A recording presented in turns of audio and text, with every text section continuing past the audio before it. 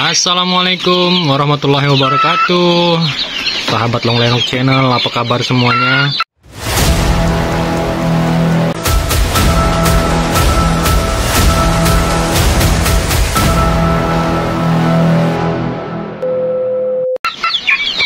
Saya doakan untuk teman-teman yang sedang menonton video ini semoga dalam keadaan sehat walafiat ya, selalu dalam lindungan Allah Subhanahu wa taala. Amin. Oke teman-teman, lama tak berkabar nih ya kan. Akhir-akhir ini kita lumayan sibuk, jadi selalu lambat untuk update video-video kita. Kita selalu update video-video yang berkaitan dengan unggas, khususnya ayam ya, ayam kampung seperti itu. Nah, untuk di video kali ini teman-teman, saya pengen berbagi ya untuk pencegahan penyakit, karena sesuai pengalaman saya, biasanya di bulan Agustus sampai dengan September, sampai akhir tahun lah biasanya, sampai Desember itu ada namanya penyakit aratan. Ya, saya kurang ngerti ya aratan ini. Yang pasti itu lebih ke arah flu burung sih sebenarnya, karena dia penyakit menular yang pastinya disebabkan oleh virus, dan juga tingkat kematiannya cukup tinggi, bahkan bisa 100%.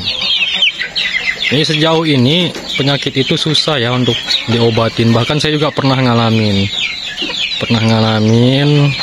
dan itu juga habis juga. Dari berapa puluh ekor itu hanya tersisa berapa? 4 ekor kalau nggak salah.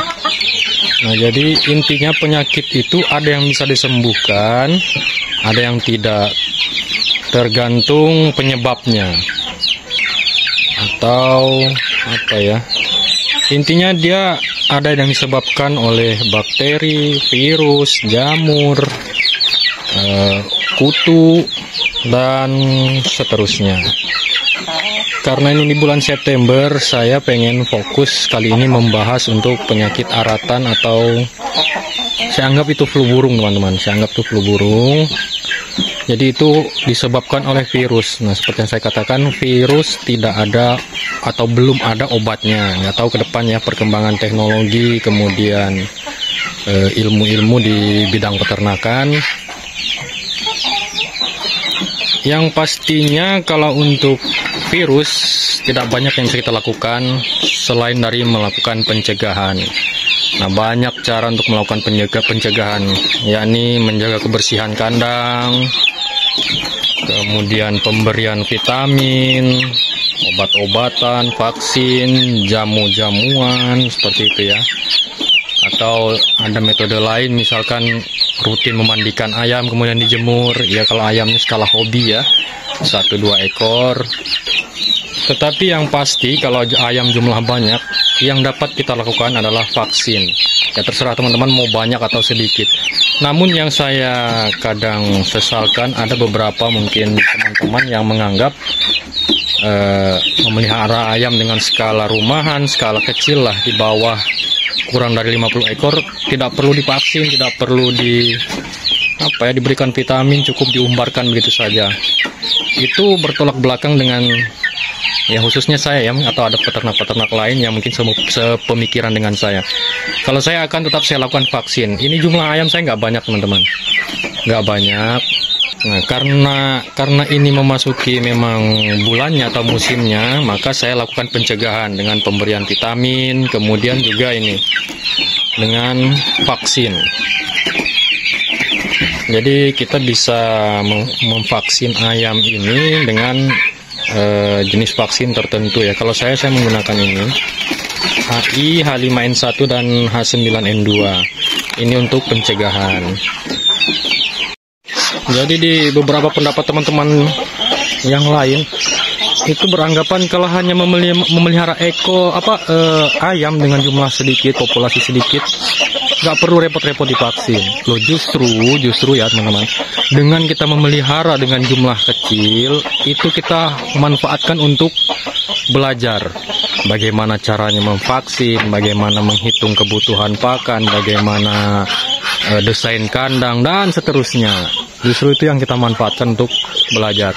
Karena berawal dari yang kecil akan tercipta atau berkembang menjadi sesuatu yang besar. Nah, ketika dia masih skala kecil, otomatis biayanya juga kecil, itu bisa kita manfaatkan. Entah itu teman-teman mau bereksperimen cara nge-mix pakan, kemudian bereksperimen bagaimana mengaplikasikan vaksin, atau coba-coba misalkan meramu jamu tolak bala ya, atau jamu-jamuan untuk ayam. Justru itulah momennya. Jadi kita beternak itu tidak masalah mulai dari yang skala yang sedikit atau skala kecil.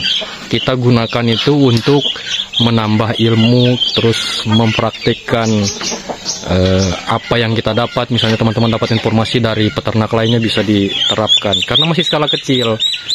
Kalau mungkin ada trial atau kesalahan kan kerugian tidak terlalu besar dan tidak terlalu fatal, seperti itu.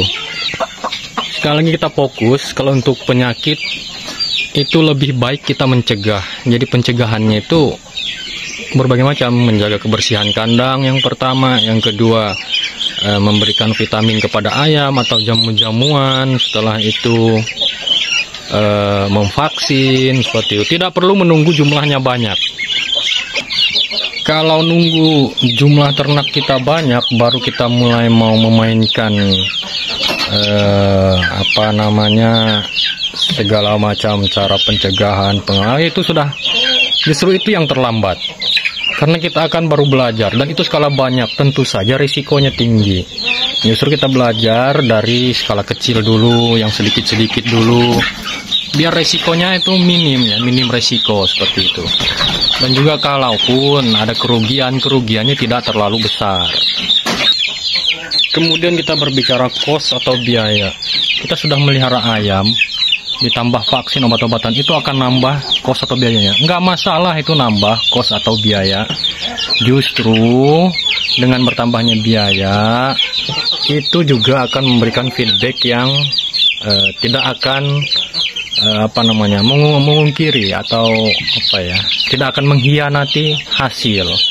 Nah, kalau kita tidak melakukan pencegahan, kita punya ayam misalkan 10 ekor, tidak melakukan pencegahan, tidak vaksin, kandang tidak tertata dengan baik, tidak bersih dan seterusnya, sehingga berpotensi menimbulkan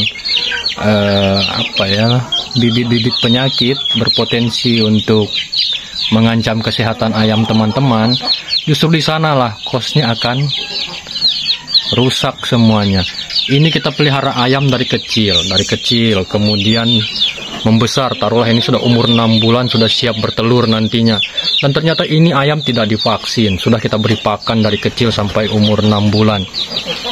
Karena kita berpikir, ngapain nambah kos biaya divaksin, diberikan vitamin, obat, dan lain sebagainya. Justru ketika nantinya ayam ini sudah besar, tidak memiliki kekebalan tubuh yang cukup, tidak kita berikan pencegahan penyakit, kalau terjadi trouble, disitulah kerugian kita akan muncul. Memang hanya 1-2 ekor, tetapi kalau ludes semua, apa yang mau kita harapkan untuk berkembang? Kan seperti itu. Makanya saya katakan di awal tadi, justru ketika dia sedikit, ketika dia skala kecil, disitulah kita manfaatkan untuk belajar. Entah itu cara vaksin, jenis-jenis vaksin apa yang harus diterapkan, obat-obatan atau vitamin seperti apa yang harus diberikan, seperti itu. Bagaimana konsep kandang yang bagus, entah diumbar, di box, dan lain sebagainya. Itu kita manfaatkan untuk belajar. Jadi konsep beternak itu sangat sederhana ya, seperti itu. Kita mulai dari kecil dulu, skala kecil, kita gunakan untuk belajar dan lain sebagainya. Nanti kalau sudah berkembang, sudah banyak, kita sudah tidak heran lagi, tidak bingung lagi, ini mau mulai dari mana, mau seperti apa, gitu teman-teman. Jadi pada intinya, kalau teman-teman ini mau beternak atau mau memulai, silahkan. Kita mulai dari skala kecil dulu. Mungkin dari 5 indukan dan 1 pejantan itu bisa kita mulai. Ya, hitungannya ada sudah di video saya sebelumnya.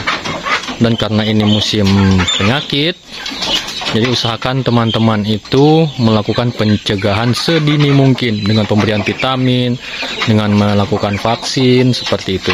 Dan jenis vaksin itu bermacam-macam. Nah, kalau untuk aratan, saya sarankan seperti yang saya perlihatkan di awal video tadi, gunakan saja itu yang H5N1.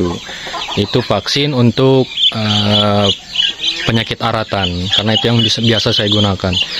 Jadi nanti teman-teman bisa lihat di video-video saya sebelumnya. Ini sebenarnya saya punya ayam dulunya banyak dan tersisa ini. Yang banyak itu adalah ayam KUB. Ayam KUB itu memang sudah triple vaksin dari kecil. Sedangkan ayam-ayam kampung saya yang biasa seperti ini, ada yang turunan Bangkok Silangan sudah tidak jelas. Itu rata-rata ludes. Kenapa? Karena mereka tidak divaksin. Kalau pemberian vitamin saya tetap oke, hanya saja tidak divaksin. Dan apa yang terjadi? Ayam-ayam KUB saya yang ada di kandang situ ada sekitar 150-an ekor itu selamat semua.